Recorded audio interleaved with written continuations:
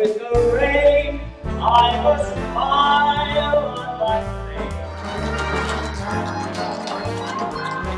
Oh, beautiful girl.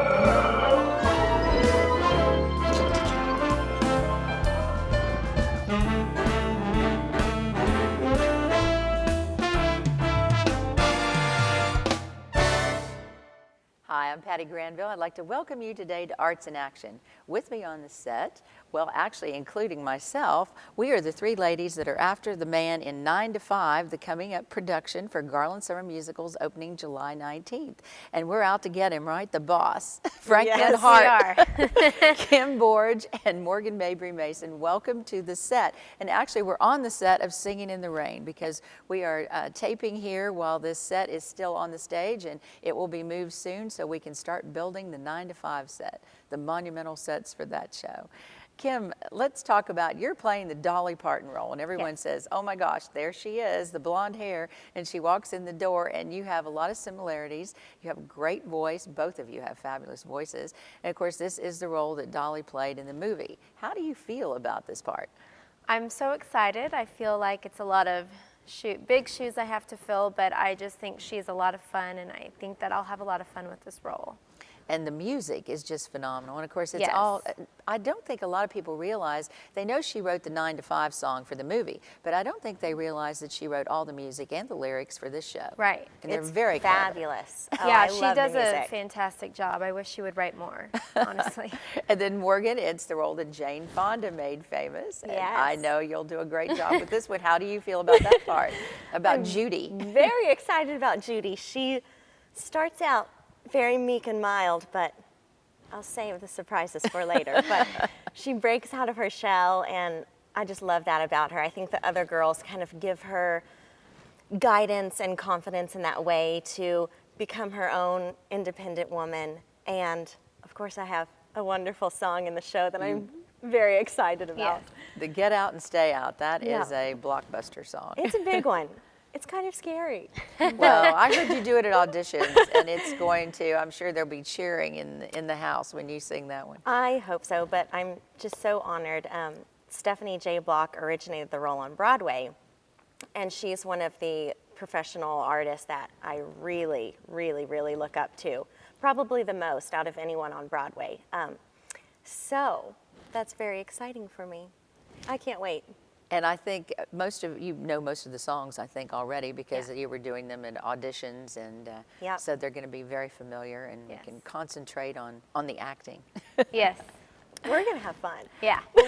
Let's talk about your background a little bit, Morgan. I know you were raised in Waco and Yes. came to Texas. I remember seeing you in a production at Phantom at Cedar Valley College. That's been a number of years ago. Yes, that was a couple years ago. I was raised in Waco. Didn't go to Baylor, though. That's what everybody asked me. Didn't go to Baylor, but I'm a Waco girl, and about, I would say, just shy of 3 years ago, I moved here to DFW, and my first show was Songs for New World, and then Little Women, and then Phantom of the Opera, and it just kind of went from there, but I've just loved being in this community, and people have really welcomed me and been really encouraging. So it's been great. And then, of course, being at GSM, I absolutely love and adore. And last summer, you were Nellie in our production of South Pacific, and that Yes. was a great production. It truly was one of the most special stage and theater experiences that I've ever had. Just playing opposite my dear friend Brian Mathis and our wonderful cast, and it was a beautiful, beautiful Well, the show. two of you were magical together, that's thank for you. sure. I appreciate I that. know we got lots of nominations and awards Yeah. for the production with the Column Awards too. That's great. Morgan, I know that you have an operatic voice too. That's when I first saw you, of course, doing Phantom, which is an operatic show. And then I was excited to see that you easily made the transition to musical comedy. Yes. Did you start out, were you interested in being an opera singer? No. I Carlotta was a great role for you. You were oh man, tremendous. it was a huge undertaking. I had actually never sung soprano in my life, Oh my gosh. and was taught coloratura opera, kind of on the spot. And my incredible voice teacher, Dr. Sam Germany, just found my voice basically and gave me all the tools that I have right now. So it's really been an amazing journey, just learning and growing. And so I wasn't You an weren't opera at girl. Well, you Fell fooled into me. Oh, thank you. And Kim, I know that you started out with Collin College and then TCU, and you Yes. met Mark Molyneux, who's one of our musical directors. Now, Scott Eckert is the musical director for 9 to 5, and he's been with us for many years, going way back to the 80s and 90s, and we're happy to have him back. This is the first show he's done with us for a while. Wow. But I don't know if you've worked with Scott before. I have not. This will be my first time. I've heard nothing but really wonderful things about him, so I'm really excited to get the chance to work with him. Well, give me a little bit of your background. Well, I did a couple shows in high school, and then I was actually a music ed major at Collin County, and that's when I met some professors, Brad Baker and Mark, and it kind of changed my feeling and career path completely. And so got into musical theater at TCU, and I guess I've been out over a little over a year now, and I guess my first big show, I did the regional premiere of Legally Blonde in Dallas at Level Ground Arts. So that was the first one, and then I did Charlie Brown. We did Annie together actually in November, and that was how we met. And so I've just been kind of auditioning and trying out since then. So it's been wonderful, but kind of like her, I'm still new to the community, so it's really nice to have people you know and kind of guide you along that. Well, it's a fun cast. Greg Holland, I think you both know Greg, Yes. is going to play Franklin Hart, and I can just see him singing those songs and stringing him up in that garage door. I can't wait. Greg is one of the dearest people, and really- he's just such a sweet-spirited person. And a But super talent, too. Oh, I mean, yeah. he's a But- musician. And He knows how to be. I think he's going to play Mr. Hart very well. Yes. Even though his real personality is very different. We love you, Greg. well, and I saw him do the Atticus in To Kill a Mockingbird, too. Oh, wow. And he's got definitely great actor. great range. So of perform- versatile. Absolutely. And I first saw him as a musical comedy performer, and we probably should have had Greg come today so we could really give him a hard time. But I think he'll be getting enough of that. And of course, Andy Allen is playing Roz, his secretary, who has a great song in the show. And Yes. Andy has done so many things in the Dallas area and is very well known. She's very multi-talented. Yes, directs everything. And I've got to mention our director, Buff Schur, this is his 31st season. And I go back many years with Buff, back to Casa Manana and dinner theaters and so forth. And he's directed on Broadway, performed on Broadway. So we're excited that he's still directing for the Garland Summer Musicals. And one of I the am too. reasons we started the Summer Musicals that we knew he was going to be available. He's so wonderful to work with. His He has attention more to detail. spunk than anybody. I could just tell from auditions I would really like to work with him. Yes, and the detail is very important. I mean, no one does anything on stage without him telling them to do it. Yeah. Right. Or assigning, and he doesn't let people just float around. They're always Very true. assigned. A lot of Yeah. times when I'll see a Broadway show, even I'll say, Buff should have had his hand on this one because those people were just left there with nothing to do sometimes. Yeah. He's the best. Well, any other thoughts about the production of something that you feel challenged about or, to begin with, the great thing about this show, it's the beginning of the feminist movement. I mean, Right. this is when it's hard to believe. It's like Dolly says, and Dolly, by the way, we do have the video of her. She will open the show and close the show. So fun. So fun. And she talks about how, blackberries and apples were things you picked in the garden.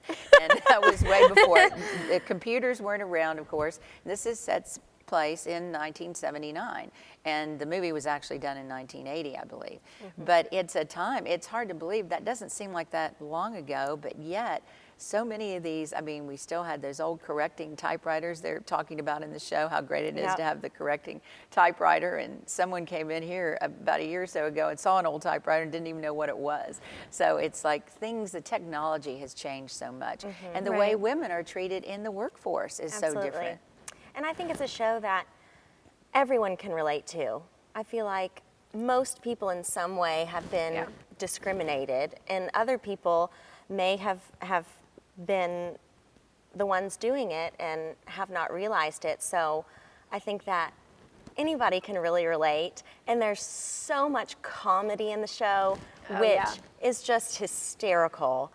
It's going to be such a great time. Plus, with that phenomenal music, it's really a show that everyone can enjoy, which I'm really excited for. And the chorus has so much to do. There's so much choral singing in it. I know Scott said he's going to take a lot of time teaching everyone the parts because it's great music and it's something that they'll Fabulous. go out singing, I think, too. But I think the whole concept, like you said, things used to be the way they are in Right. this show and the way they were in the film, but now we've gotten pretty far away from it. There's still some of it Yeah. around, but yet it's very comical. It makes it even more comical to think that's the way people used to live, and that's the way sometimes I know. women were treated Yes. in the work situation. Well, and it's nice because I think people will have people that can relate to different characters and things like that. And, you know, oh, I'm kind of like that one. Or the women have a lot to choose from in terms of their choices and who they identify with.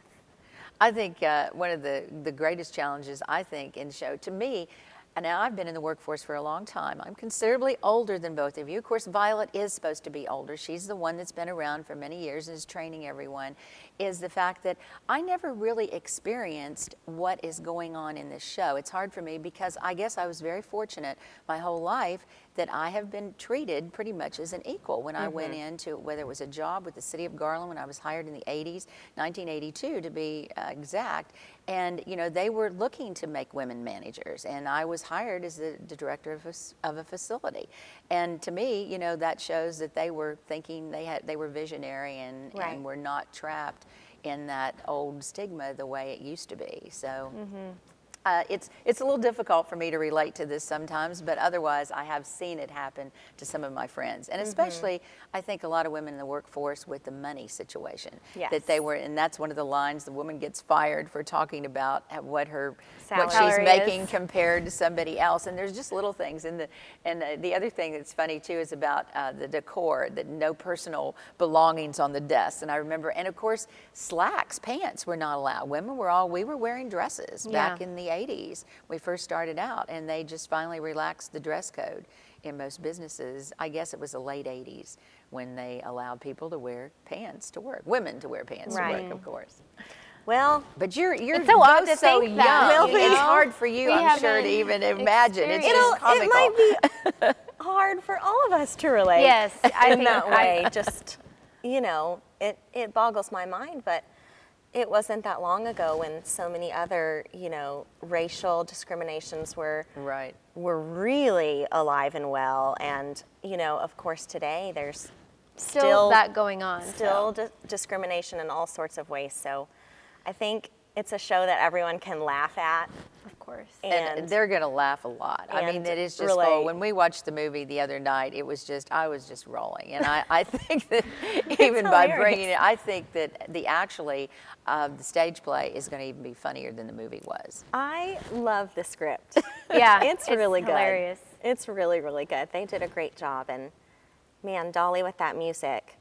I mean, some of it sounds like Dolly, but other parts of it just sound Like like, your song, I think, you know, completely. just a Yes, blockbuster it's Broadway. it's rock, it's country, it's a combination of all. And, It's everything. We I love definitely it. want to make the country, and Right. the rock. And Yeah. Yeah. I know that it's 9 to 5, opening July 19th, and it runs the last 2 weekends in July. Morgan, Mabry Mason, and Kim Borge, it's great to have you here today. They Thank are the you. stars of the show. And any parting thoughts? We have about 1 minute left. I would just say, please come out. Buy your tickets Yes. now. Buy your tickets now. It will sell Well, out. Singing in the Rain has been, I think it's setting all box office records. So I'm Amazing. hoping that That's 9 wonderful. to 5 will do the same thing. It's a think- blockbuster summer for the Garland Summer Musicals. And we want to thank all of you for joining us today. And we'll see you next time on Arts in Action.